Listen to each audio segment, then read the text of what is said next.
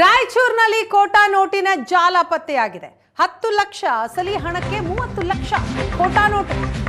ರಾಯಚೂರಿನಲ್ಲಿ ಕೋಟಾ ನೋಟಿನ ಜಾಲ ಪತ್ತೆಯಾಗಿರೋದು.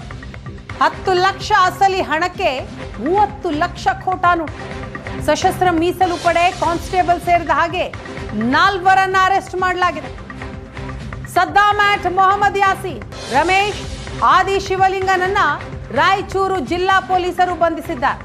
ಹೈದರಾಬಾದ್ನ ಕಿಂಗ್ ಪಿನ್ ಸೂಚನೆಯಂತೆ ಈ ಡೀಲ್ ನಡೆದಿತ್ತು. ಕನಿಷ್ಠ 10 ಲಕ್ಷ ಅಸಲಿ ನೋಟ್ ಕೊಟ್ರೆ ಮಾತ್ರ 30 ಲಕ್ಷ. ಮೊದಲ ಹಂತವಾಗಿ 4 ಲಕ್ಷ ನೀಡಿದ್ದ ಲಾರಿ ವ್ಯಾಪಾರಿ ಸದ್ದಾಮ್ ಮನೆ ಬಾಡಿಗೆ ಪಡೆದು ಕೋಟಾ ನೋಟು ತಯಾರಿಸ್ತಾ ಇದ್ದ. ಆ ಮನೆಗೆನೆ ರೇಡ್ ಮಾಡ್ತಾರೆ ಪೊಲೀಸರು. ಆ ಸಂದರ್ಭದಲ್ಲಿ ವಶಕ್ಕೆ ಪಡೆದಂತಹ ಕೋಟಾ ನೋಟು 5 ಲಕ್ಷ. ದೃಶ್ಯದಲ್ಲಿ ನೋಡ್ತಾ ಇದ್ದೀನಿ. 10 ಲಕ್ಷ ಅಸಲಿ ಹಣಕ್ಕೆ 30 ಲಕ್ಷ ಕೋಟಾ ನೋಟು. ಈ ಸಂಬಂಧ 4 ಅರೆಸ್ಟ್ ಮಾಡಿದ್ದಾರೆ ರಾಯಚೂರು ಪೊಲೀಸರು. ಆಂಧ್ರ ಮತ್ತು ತೆಲಂಗಾಣ ಗಡಿ ಹೊಂದಿರುವಂಥ ರಾಯಚೂರು ಜಿಲ್ಲೆಯಲ್ಲಿ ಕೋಟಾ ನೋಟುಗಳ ಚಲಾವಣೆ ನಡೀತಾ ಇದೆ ಅನ್ನುವಂಥ ಹಲವು ದೂರುಗಳು ಆಗಾಗ ಕೇಳಿ ಬರ್ತಾ ಇತ್ತು. ಈಗ ರಾಯಚೂರಿನ ಪೊಲೀಸರು ಒಂದು ಗ್ಯಾಂಗನ್ನು ಈಗಾಗಲೇ ವಶಕ್ಕೆ ಪಡೆದು ವಿಚಾರಣೆ ನಡೆಸ್ತಾ ಇದ್ದಾರೆ. ರಾಯಚೂರು ಎಸ್ ಪಿ ಆದಂಥ ಎಂ ಪುಟ್ಮಾದಯ್ಯ ಅವರಿದ್ದಾರೆ, ಅವ್ರನ್ನೇ ಮಾತಾಡಿಸ್ತಿದ್ದೀನಿ. ಸರ್, ಇಡೀ ದೇಶದ ಆರ್ಥಿಕ ಸ್ಥಿತಿಯನ್ನು ನಿರ್ಧರಿಸೋದು ನೋಟುಗಳು.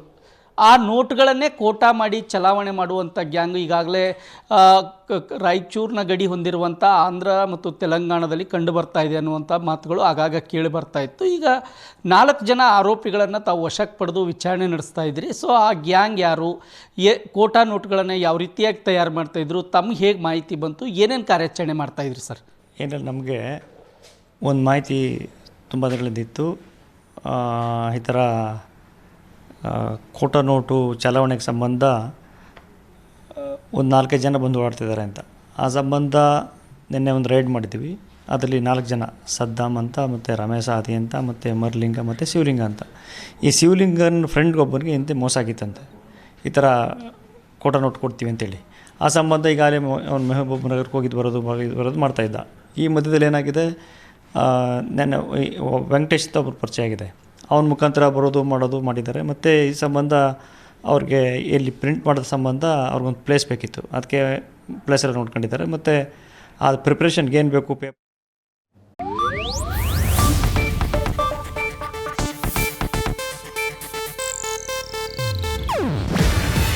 ಇದು ಏಷ್ಯಾನೆಟ್ ನ್ಯೂಸ್ ನೆಟ್ವರ್ಕ್ ಪ್ರಸ್ತುತಿ. ನೀವು ನೋಡ್ತಿದ್ದೀರಾ ಏಷ್ಯಾನೆಟ್ ಸುವರ್ಣ ನ್ಯೂಸ್.